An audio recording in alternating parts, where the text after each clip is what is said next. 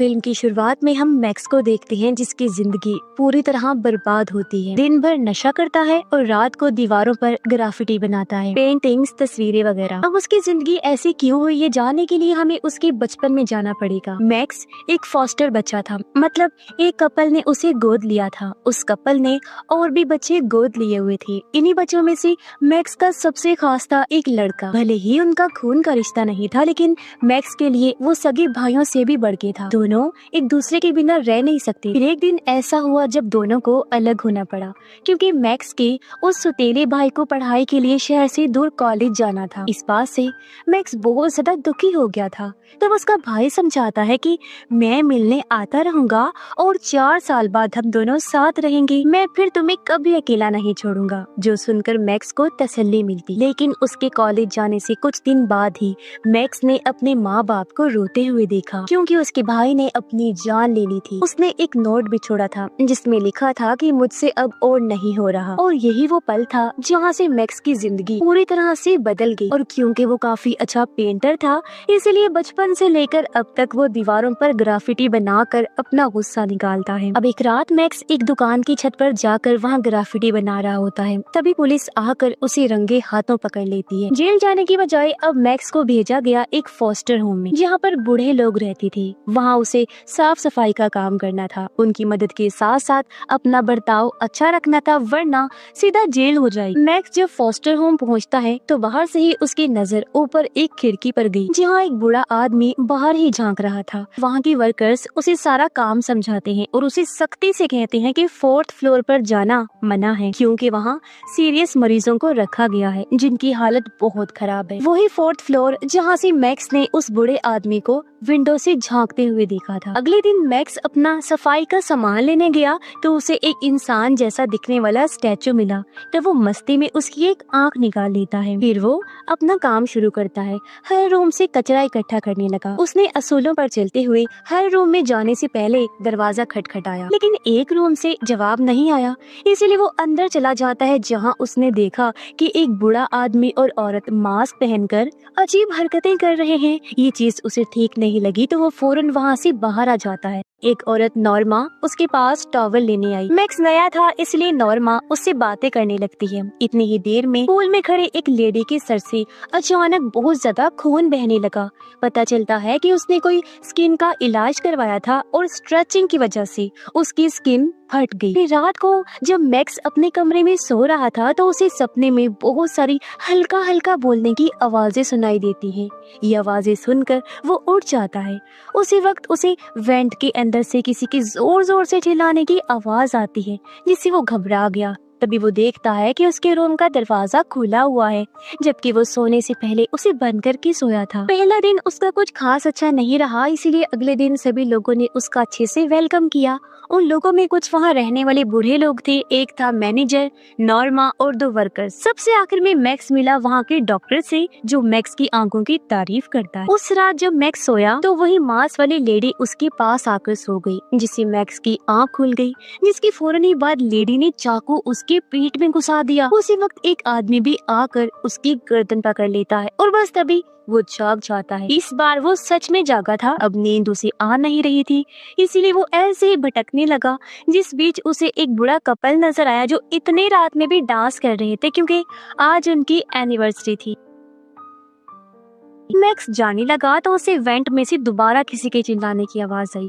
तभी उसके पास आ गई नॉर्मा, जो उसे अपने रूम में ले जाती है। रूम में मैक्स को एक छोटा सा कप पड़ा हुआ मिला, जिससे उसको लगा जैसे मैंने वो कप पहले कहीं देखा है। नॉर्मा ने बताया कि ये मेरी दोस्त ने बनाया था, जो यहीं पर रहती थी, पर कुछ साल पहले ही उसकी मौत हो गई। फिर जब वो अपने काम पर लगा तो उसे एक बार फिर वेंट में से चिल्लाने की आवाज आई और इस बार वो खुद को रोक नहीं सका। लिफ्ट से ऊपर जाने लगता है, लेकिन 4th फ्लोर का एक्सेस उसके पास तो था नहीं, इसीलिए वो सीढ़ियों से पहुंच जाता है। दरवाजों के लॉक तोड़ने में तो वो पहले से ही माहिर था, इसीलिए आराम से दरवाजा खोलकर अंदर गया। अंदर जाकर वो देखता है कि कई सारे बीमार बूढ़े लोग व्हील चेयर्स पर बैठे हुए थे, जिनके सामने टीवी को ऑन करके रखा गया था। वो सब एकदम जैसे बेसुध दुखी, बेजान से नजर आ रही थी। पता नहीं उन्हें क्या बीमारी थी, लेकिन उनकी आंखों से खून टपक रहा था, जैसे वो खून के आंसू रो रहे हों। जो आदमी मैक्स को विंडो में दिखाई दिया था वो भी वहीं पर बैठा था और मैक्स को देखकर वो चिल्लाते हुए आया और उसके ऊपर झपट पड़ता है।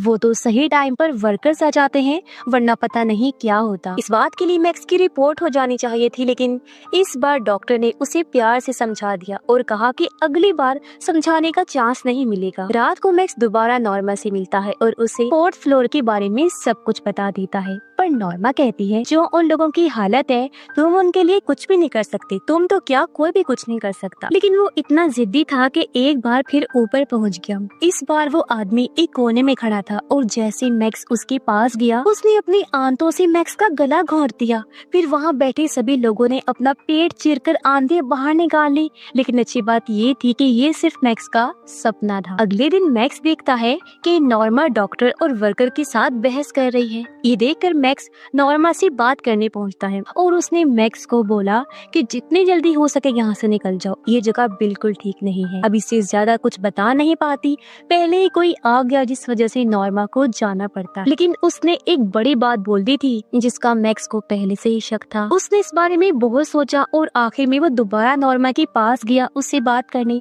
मगर इस बार उसकी बात नहीं हो पाती क्योंकि नर्स बताती है कि नॉर्मा को एडमिट कर लिया गया है क्योंकि वो ठीक महसूस नहीं कर रही। आज रात उसे निगरानी में रखा जाना। तो ये रात मैक्स ने जैसे तैसे काट ली। अगली सुबह जब वो बाहर सफाई कर रहा था तभी उसने देखा कि ऊपर वही बूढ़ा आदमी अपनी उंगली काटकर अपनी खून से कुछ लिखने की कोशिश कर रहा है, लेकिन वो ठीक से लिख नहीं पा रहा था। मैक्स के कुछ समझने से पहले ही नॉर्मा ऊपर से सीधा बैरियर पर आ गिरी और मैक्स के सामने उसकी दर्दनाक मौत हो जाती है। डॉक्टर बताता है कि नॉर्मा ने खुद अपनी जान ली है। उसके रूम से एक नोट मिला जिसमें उसने लिखा था कि वो अपने बेटे से मिलने जा रही है, यानी मरने जा रही है। नॉर्मा के गुजर जाने के बाद मैक्स बहुत दुखी हो गया था क्योंकि यहाँ पे वही उसकी असली दोस्त बनी थी, जबकि मैक्स के सपने अब भी जारी थे। पर इस रात जब वो उठा तो दरवाजे के पास उसे एक यूवी लाइट रखी हुई मिली। उस लाइट को ऑन किया तो देखा कि दीवार पर उसके लिए एक मैसेज लिखा हुआ था, फाइंड द मार्क्ड वन, यानी निशान वाले इंसान को तलाश करो। ये पढ़ते ही मैक्स ने तलाश शुरू कर दी और सबसे पहले वो गया मैनेजर के रूम में, जिसकी गर्दन पर उसे एक्स का निशान मिल जाता है, यानी कि मैनेजर भी मार्क 1 में से एक था। अब मैक्स ने नोटिस करना शुरू किया कि वहाँ पे कई सारे लोग बार बार अपनी गर्दन पे हाथ लगाते हैं और जो भी लोग हाथ लगाते हैं इसका मतलब है कि उनकी गर्दन पे वही मार्क है, कोई निशान बना हुआ। अब मैक्स चोरी छुपे नॉर्मा के रूम में पहुंचा कोई सुराग ढूंढने। नॉर्मा के सामान में उसे मिली उसी की बनाई हुई आधी पेंटिंग, वो छोटा कप और नॉर्मा की डायरी जिसमें आखिरी नोट था कि मैक्स को यहाँ के खतरे के बारे में बताना होगा। वो लोग रात में आते हैं अपनी सर्जरी वाली चीजों, सुइयों और कुत्तों के साथ हमें बदलने के लिए।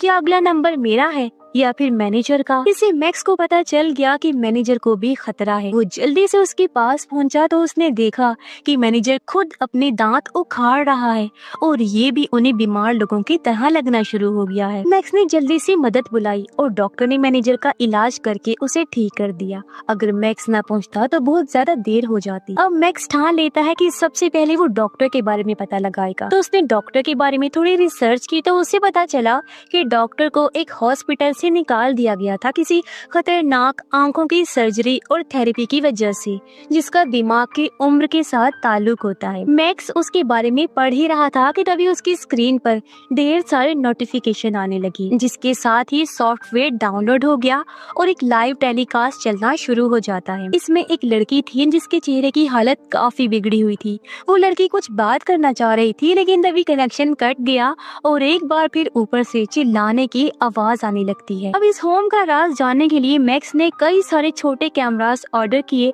और एक एक करके उन्हें कई सारी जगह पर छुपा दिया, जिनकी फुटेज वो सीधा अपने रूम में देख पा रहा था।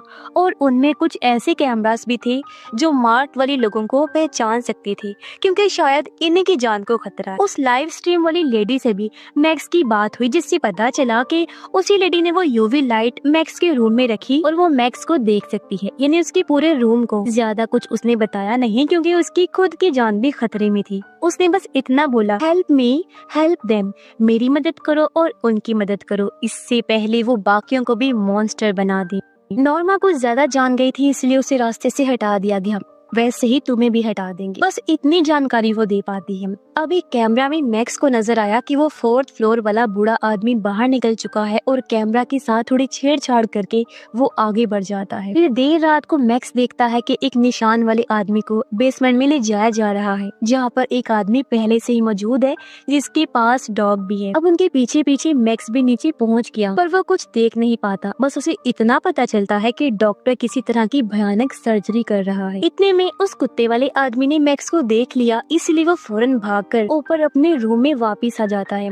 रूम में पहले से लाइव स्ट्रीम वाली लेडी थी। उसने मैक्स को बताया कि गवर्नमेंट इस जगह के जरिए इन बूढ़े लोगों पर ड्रग्स की टेस्टिंग करवा रही है। पहले जानवरों पर टेस्ट होता है, फिर इंसानों पर, और टेस्टिंग के लिए ये सब बूढ़े लोग जबरदस्त, क्योंकि अगर इन्हें कोई साइड इफेक्ट, कोई बुरा असर हो भी जाए तो उनकी ज्यादा उम्र का कहकर मामले को दबा दिया जाता है। इस तरह के और भी कई सारे होम्स पूरे मुल्क में चल रहे हैं जहाँ पे यही सब होता है। वो कहती है कि मेरे डैड भी इसी होम में रहा करते थे, पर अब वो 4th फ्लोर में बंद है। मैं उन्हें और बाकी सबको आजाद करवाना चाहती हूँ, जिसके लिए मुझे सबूत चाहिए जो मैं सिर्फ तुम ही इकट्ठा कर सकती हूँ, क्योंकि तुम यहाँ पर ही रहते हो। ये बताकर वो जाने लगी, लेकिन दरवाजा खुलते ही सामने वही बूढ़ा आदमी आ गया, जिसने उस पर हमला कर दिया। मैक्स बीच में आ जाता है तो उसे धक्का लगा, जिस वजह से वो बेहोश हो जाता है। वर्कर ने उसे बताया कि 4th फ्लोर से एक मरीज नीचे आ गया था और उसी ने ही तुम्हें नुकसान पहुंचाया है, पर टेंशन मत लो, डॉक्टर आज तुम्हारा अच्छे से चेकअप करेगा। ये बोलकर वो डॉक्टर को बुलाने चली जाती है और उसके जाते ही मैक्स भी वहाँ से भाग निकलता है। वो अपने मॉम डैड के घर पहुंचा तो उसने देखा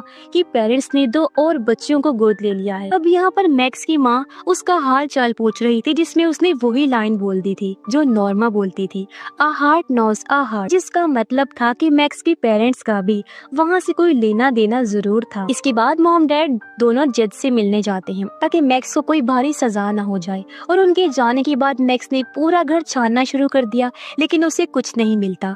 तो वो दोनों बच्चियां मैक्स के पास आईं और उसे एक राज बताना चाहती हैं। न जाने वो कब से दिल में दबा के बैठी हुई। वो उसे अलमारी के पीछे बने एक खुफिया रूम में लेकर गई, जो किसी तरह का रिचुअल वाला रूम लग रहा था, यानी जहाँ जादू वगैरह किया जाता है। वहाँ पे वो कप भी रखा हुआ था, जिसका एक छोटा मॉडल मैक्स के पास है, वही नॉर्मा वाला कप। और सबसे बड़ी बात ये है कि वहाँ पे एक स्टैचू रखा हुआ था रोमन गॉडेस का। वहाँ पर एक पुराना फोटो एल्बम भी रखा हुआ था, जिसमें फोस्टर होम वाले लोगों की तस्वीरें थी, और हैरत वाली बात कि उनमें मैक्स के मॉम डैड भी थे। फोटोज किसी पार्टी की लग रही थी, जिसमें सब लोग ब्लैक कपड़े पहने हुए थे, लेकिन बीच में एक जवान बच्चा था जिसने व्हाइट कपड़े पहने हुए। हर एक फोटो में तकरीबन 3 साल का गैप था, लेकिन लोग सेम थे और लगभग पुरानी तस्वीरों जैसे ही लग रहे थे, यानी उनकी उम्र में कोई फर्क ही नहीं आ रहा था, बूढ़े ही नहीं हो रहे थे वो। पर बीच में बैठा बच्चा हर बार अलग। बच्चों को देखकर ऐसा लग रहा था जैसे वो बेजान हो चुके हैं और उनके अंदर से उनकी उम्र, उनकी जिंदगी खींच ली गई। तो यहाँ ये पता चलता है कि उस फोस्टर होम के लोग एक कल्ट,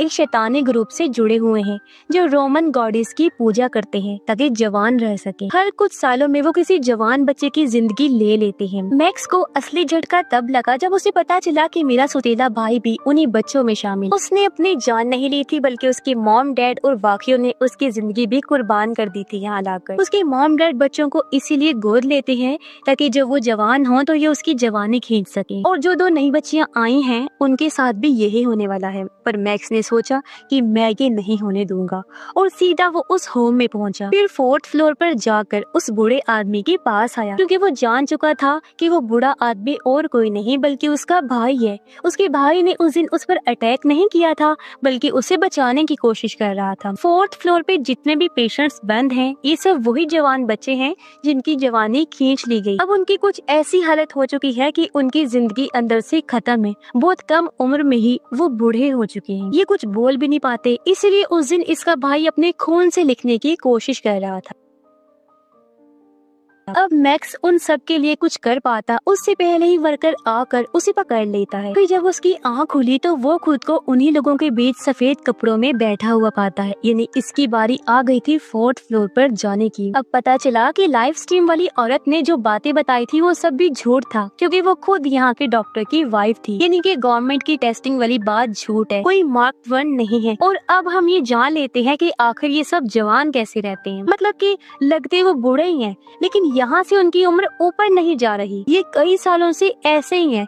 किसी की उम्र 109 साल है, किसी की 114, किसी की 128 तो किसी की 193। अब ऐसे जवान बने रहने के लिए उन्हें चाहिए होता है इन बच्चों का नेक्टर, जो आँख के पीछे वाले हिस्से में पड़ा लिक्विड होता है। इसे जवानी का जरिया माना जाता है, जो उम्र के साथ साथ कम होता जाता है। इसीलिए ये सब जवान बच्चों की आंखों से वो नेक्टर निकाल कर पीते हैं ताकि जवान बने रहें। जब से मैक्स इस होम में आया है तब से हर रात उसकी आंख से नेक्टर निकाला जा रहा है और उसे पता भी नहीं। तभी तो हर रात वो अचानक से जाग रहा था और जो सपने उसे दिखाई दे रहे थे वो सपने भी नहीं थे बल्कि यादें थी। ऐसे ये धीरे धीरे नेक्टर निकालते रहते हैं, लेकिन जब उनकी इंजॉयमेंट पूरी हो जाए या फिर बच्चे को उनकी असलियत का पता चल जाए तब ये एक साथ सारा नेक्टर निकाल कर उस बच्चे की सारी एनर्जी, जिंदगी, जवानी खींच लेते हैं और उसे ऐसा बना देते हैं जैसे वो बेजान हो, बूढ़ा हो। फिर वो 4th फ्लोर पर सड़ता रहता है और उसके बाद आ जाता है नया बच्चा। आमतौर पर ये कई सालों तक एक ही बच्चे पर फीड करती रहती है क्योंकि